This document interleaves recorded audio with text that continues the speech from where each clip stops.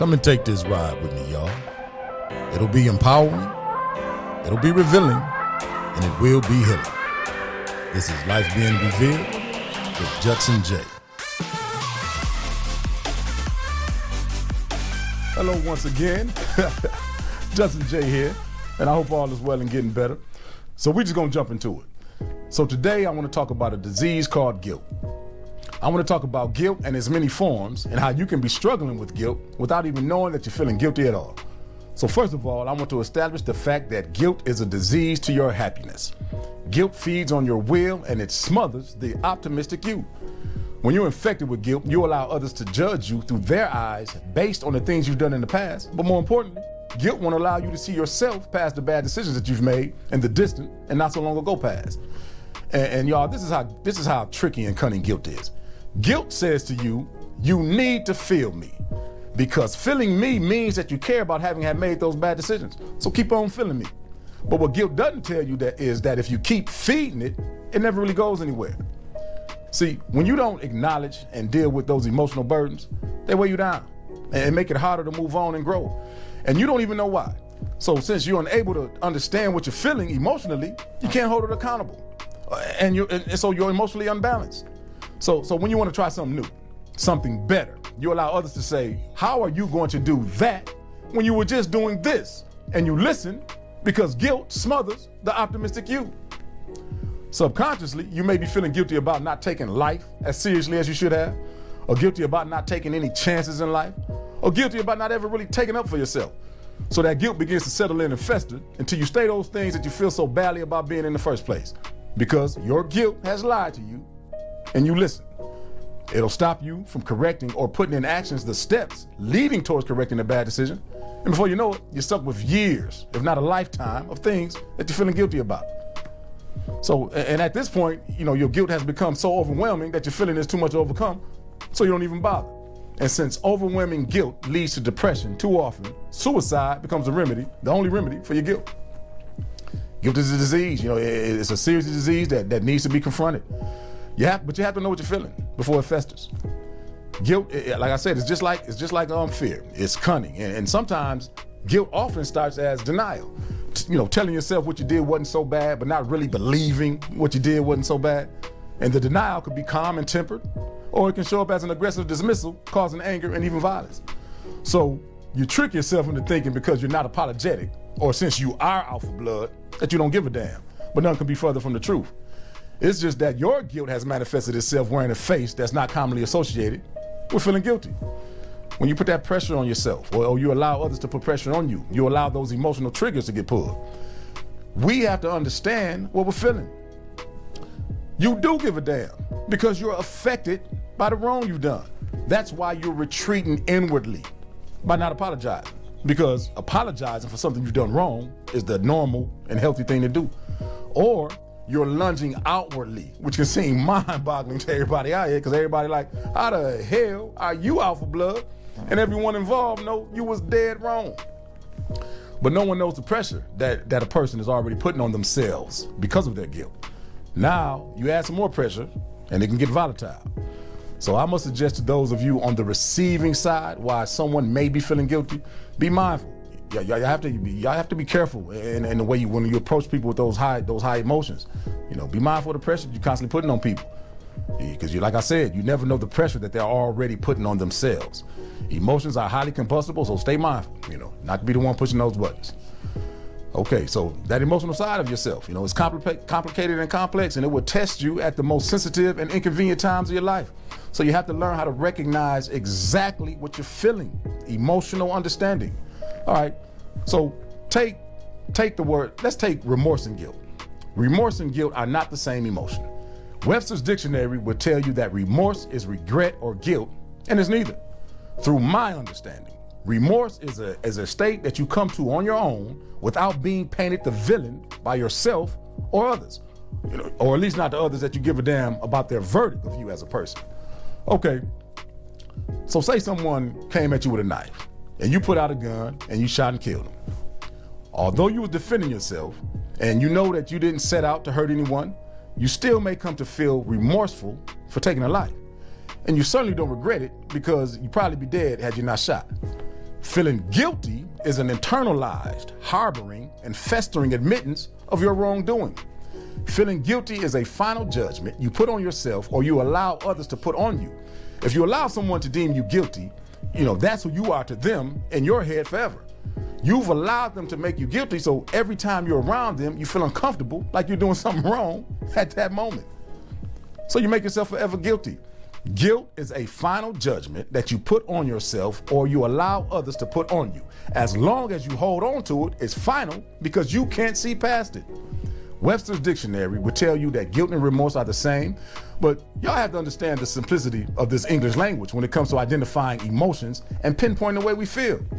It is of the least spiritually connected languages in terms of the absolute meaning of your feeling and what your emotions mean or suggest.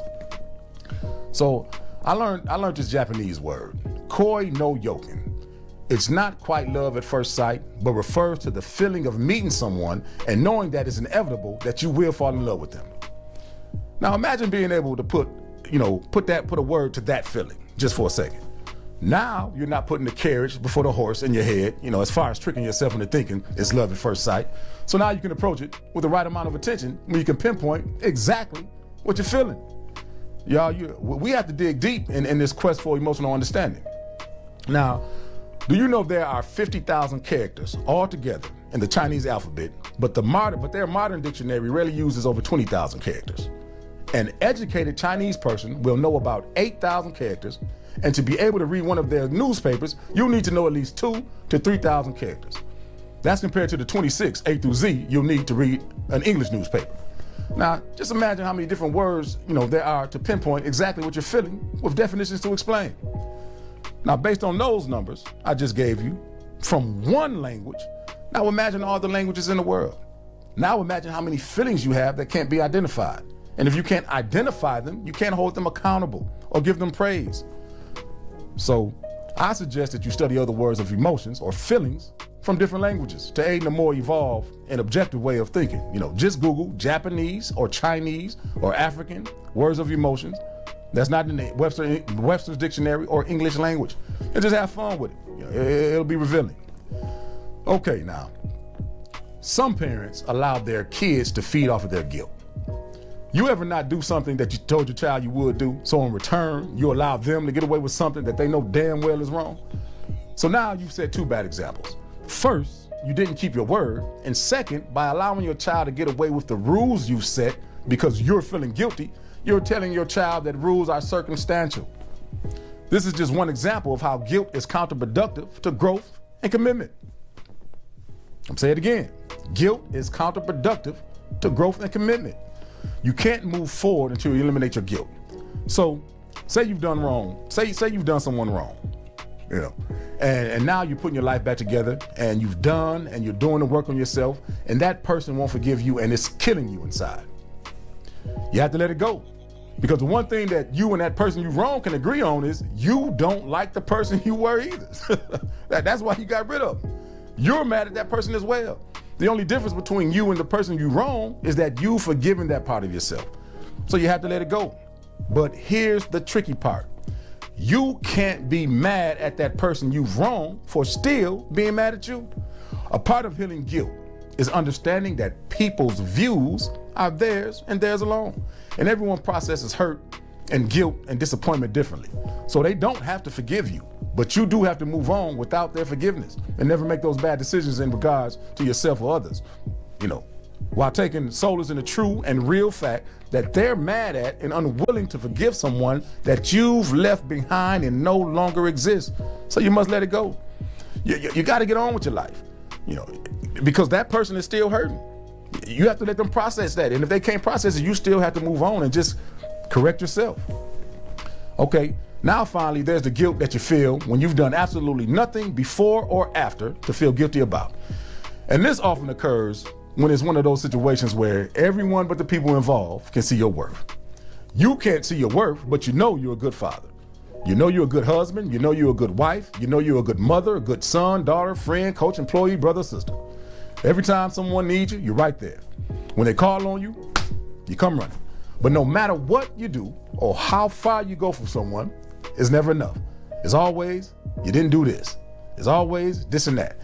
And you take that on and you allow that pressure to beat you down. So now guilt has crept in and is telling you maybe you should be doing more. Maybe you should work yourself into an early grave for people who don't value or appreciate you. And this kind of guilt, I feel, still stems from some insecurities. The reason why someone would allow this kind of guilt to manifest. Y'all gotta understand these emotions are some shrewd and rude mofolos. They will slide in by any means they are allowed. You got to get to know them though. I can't stress enough. You got to understand this. So, okay, y'all gotta understand this. When you do something good for someone, your mother, your friend, your sister, whoever, when you do good for them, that is supposed to uplift you as well. It's supposed to build you up because you're doing it from a place of love. And every time you spread love, you're supposed to gain some strength. You're supposed to get strength from showing love. It's supposed to make you feel good because showing love is building and healing, and that's what the strong do. So in doing that, in being the strength, that is your absolution.